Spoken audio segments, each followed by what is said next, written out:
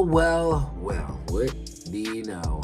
I know everybody has already pretty much been covering this. I saw this while I first woke up this morning. Apparently, Dillon Danis is officially been pulled out. I just made a video recently talking about all the drama about Dillon Danis possibly pulling out, about contract statements or whatever, contract issues. But they pulled that, remember? Yeah, so apparently Dillon Danis pulled out because he didn't have a coach. He said he wasn't ready. But this is all kind of like ironic because Dillon Danis say that he didn't need a team. He didn't need to work on his boxing ability for KSI. He could beat KSI up in his sleep. But I don't know. Of course, that's what Mams Taylor is saying, that Dillon's team or whatever. That's what they said. But of course, Dillon is probably going to say otherwise, that, or he already did that. He said something on Twitter. I think somebody said something about it. I just been watching everybody else's pretty much general reaction, their thoughts on it and everything. KSI is fighting phased temper. So a lot of people are saying, why not Slim? Slim's fighting on the same card. He's the co-main.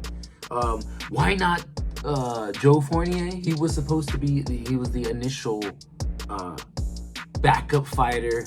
Some people are saying the weight difference with Slim. Shout out to my boy Wade. Wade was saying that a fight with Slim, KSI, that has to be like a full promo fight from start to finish. It can't just happen 10 days. It's the 10 days until the fight. And I actually thought that Danis was going to stay in. I was backing my boy Wade. I was listening to him, and I was like, you know what? This makes sense, to get a bag, right? Probably the biggest bag that he would have got. But, that's out the window. Probably the biggest bag he would have got. And, yeah. And like, I don't know what Dillon was thinking when he signed the contract. I mean, yeah. It's a lot. He's a fighter too. I get it if it was like one of these influencers or one of these YouTubers or one of these, other kind of like social media people. But bro, this is what you do for a living. You fight for a living. You sign contracts to fight. You show up. He didn't show up to conference.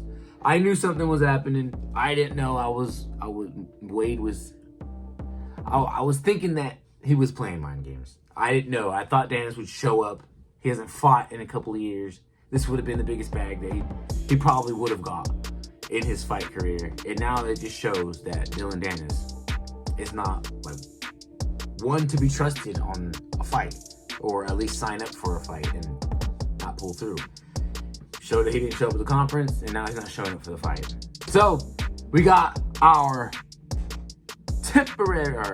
replacement phase temper. Now,